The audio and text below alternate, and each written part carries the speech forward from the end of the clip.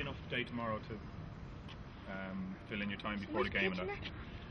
Yeah, well, the pitch here now, see these things here? Yeah. Well, we went down to Arsenal because they had the best pitch in the land, and we want to know why they had it, and we couldn't. Our pitch was terrible. Can you see where the linesman runs here? Yeah. That's what the whole of our pitch was like when we came here. And we didn't know, because of the way the sun was getting blocked coming in and everything, so we didn't know what to do, and we went to Arsenal. And the Arsenal fella said, buy these, and everybody thought we were mad, and our pitch has been perfect ever since. So it's like having sunshine 24 hours a day. When the sun's out, we turn them off. But we turn them on. These lights would spread all over the pitch. They're like spiders, you know. They reach out, and they have them in Croker as well, have they? Yeah. Yeah. So it's made it much better, you know. So that's something. I went to Fulham on trial first, and they sent me home, said I wasn't good enough. What age were you? And they were in the 3rd division at the time, and a year later I went to Arsenal and they said I was good enough, so that was Arsenal? What age were you? I was 17th birthday. So you've loads of time. Get one all together with Niall. Yeah, team one, yeah, everyone get in there, lads. Have a great experience anyway, and enjoy it to the hill, and come back and see us. Evan, get in yourself. Tell all your mates to follow Sunderland when you go home. And buy the merchandise. I know about the merchandise, but no, it's great. It's great to have Sorry, you. it's me, it's Harvey. That cameraman's in the way all day, he is. Smile. Alright. We'll do another one. The rain is coming! And another one. Right, Sean, there for a second. Makes him relax. Brilliant. And we'll try and get you into the position tomorrow after the game. Then obviously, if a couple of players going to try and come and you'll sign them down, and we'll see. And we'll show you on your way out. What time are you flying back tomorrow night?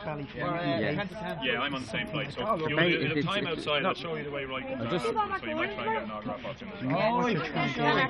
We'll just show them, you know, where that'll be a good bit after the game. Yeah, okay, yeah. Niall, That's it depends, nothing to do with that. Lads, you're gonna go.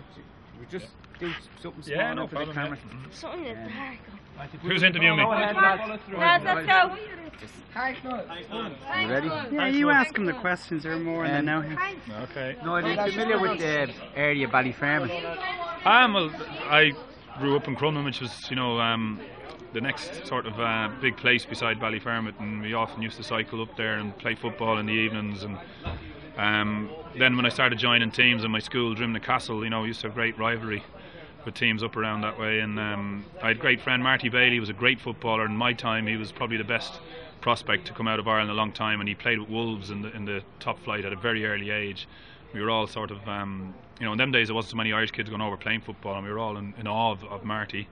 He played with Cherry Orchard, and then eventually I got my break a couple of years later, and Marty got bad knees, and it's just funny how things work out. He was far more talented than me.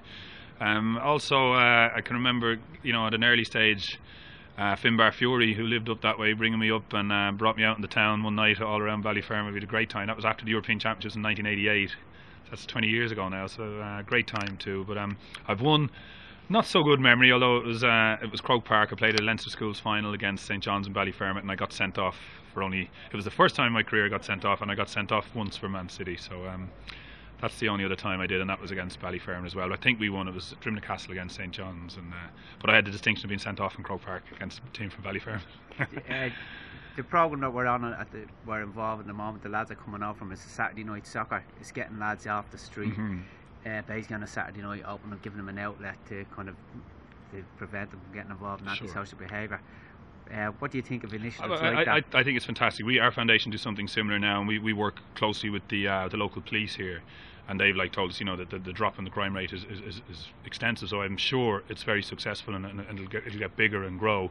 And it's just giving other outlets to children. You know, there's no doubt about it that boredom causes lots of young people to take the wrong paths. You know, there's no doubt about that. We've got all the figures to stack it up. So how do you relieve that? You've got to put something in place, and of course football is a great sort of it unites everybody. You know, when people have different things going on in their lives and they have different problems and there's boredom, suddenly you put a football in the middle of them and everybody comes together. You know, football speaks every language, and if you can mix that into an area where kids are coming off the street and they are taking a deep interest in it, and you know what it leads to as well. It's not just a Saturday night, it's that they might go and do something similar on the Monday, they might go and do something similar on the Wednesday, and then suddenly they're making life choices that are far removed from when they were bored doing nothing and being sort of left to the mercy of the wrong routes. Yeah, that's brilliant. I think